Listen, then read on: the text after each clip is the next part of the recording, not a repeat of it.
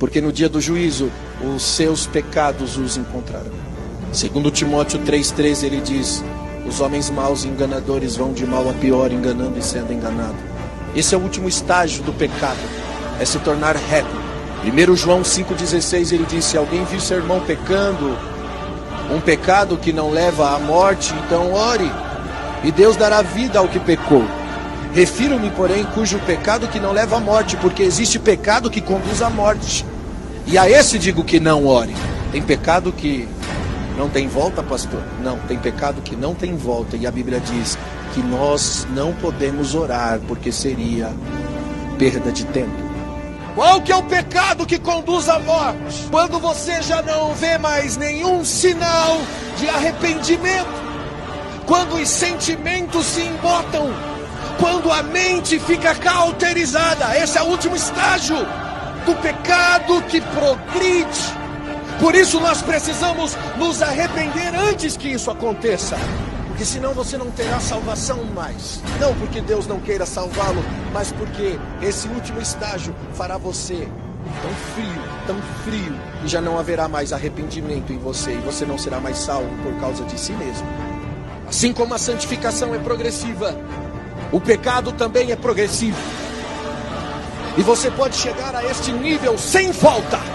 Segundo Timóteo 3,2 diz: porque haverá homens amantes de si mesmo, avarentos, presunçosos, soberbos, desobedientes aos pais, ingratos, sem afeto, irreconciliáveis.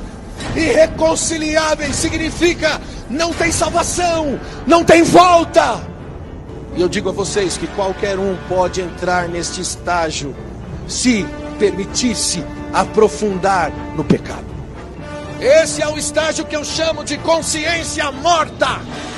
São os sim que nós damos ao pecado, pecado pós-pecado. A minha pergunta a você nessa noite é: quais são as suas respostas ao mundo?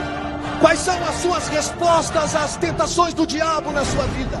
Hebreus 12:1 diz que nós estamos rodeados de uma tão grande nuvem de testemunha. Por isso, deixemos o embaraço do pecado que tão de perto nos rodeia e corramos com paciência para a carreira que nos está proposta, olhando para Jesus, o autor e o consumador da nossa fé.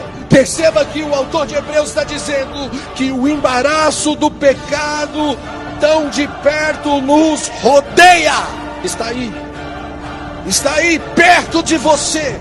Enquanto vivermos neste corpo, haverá um embaraço do pecado te rodeando, e nós faremos guerra contra este corpo. Só precisamos dizer não. E aí como vai ser? Você vai disciplinar o seu corpo? Você vai permanecer firme nas convicções que Cristo lhe ensina? Ou você vai ceder?